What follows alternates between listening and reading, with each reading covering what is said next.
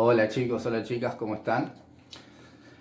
Bueno, este video es a modo de introducción a lo que se viene en los próximos 2 meses que nos quedan por terminar, ya estamos terminando, aunque no parezca.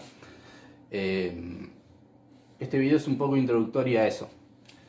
Y vamos a hablar de algo que estuvimos por ahí haciendo, ¿sí? Pero vamos a hablarlo un poco más general. Nosotros estuvimos trabajando con propagandas, ¿sí? Les venía comentando que vamos a utilizar música con un fin, ¿sí? No vamos a utilizar solamente la música como la utilizamos la mayoría de las personas, que es para disfrute, ¿sí? Para disfrutar, para por ahí canalizar alguna emoción que tenemos en el momento. Cuando estoy feliz escucho tal música, cuando estoy triste escucho tal otra. Nosotros vimos que podemos utilizar música para intentar vender un producto, ¿sí? Como hicimos. Una música que apele a tal grupo social para llegar más a él, por ejemplo, ¿sí?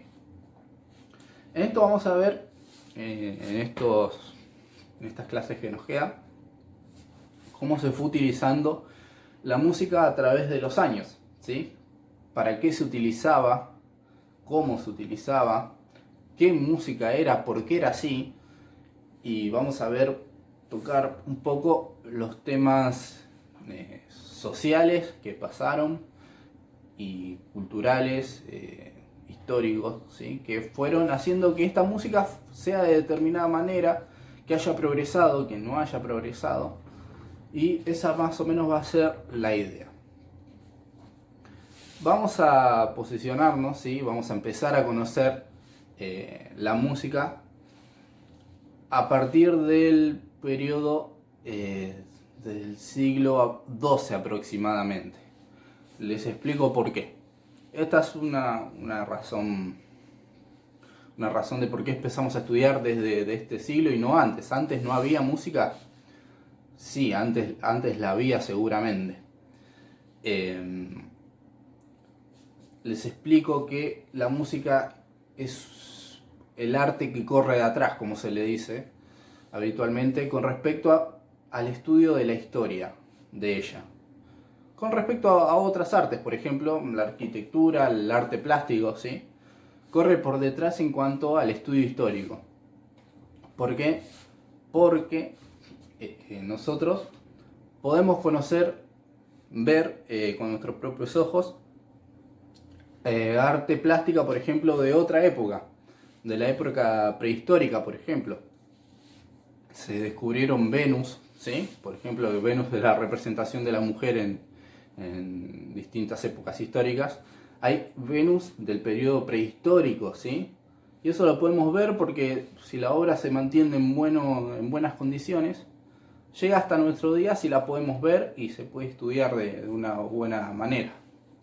¿Qué pasa? Con la música no pasa lo mismo. Porque nosotros, es que la música se toca, se escucha y ya está, desapareció. No queda mucho más. No queda la obra concreta ahí, ¿sí? Nosotros tenemos una obra de arte, la vemos y puede quedar ahí en la pared y la podemos seguir viendo otro día. La música se toca, se escuchó y ya está, ¿sí?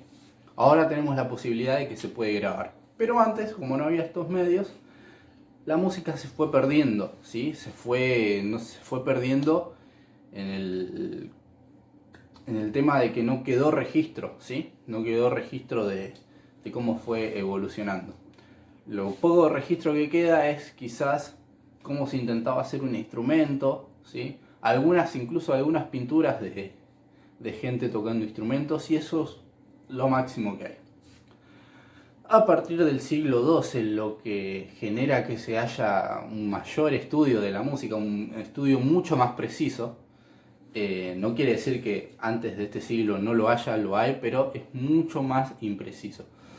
A partir de este siglo, lo que hace que empiece a estudiarse con más puntualidad, digamos, es que se empezaron a ver archivos de música escrita, ¿sí? Lo que ahora serían partituras. No como las conocemos hoy, de negras, corcheas, clave de sol, pentagramas, sino con puntos, con líneas que representaban un movimiento de la música, ¿sí? Por ahí se hacía una línea para arriba, el sonido hacía para arriba, se hacía un punto abajo, el sonido era corto. Era impreciso también, pero empezó a haber una idea, ¿sí? Y esta música era muy utilizada en lo que es la iglesia, ¿sí? Lo que es la religión.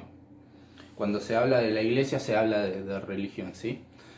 Se empezó a usar para lo que son las misas, ¿sí? Como la iglesia era como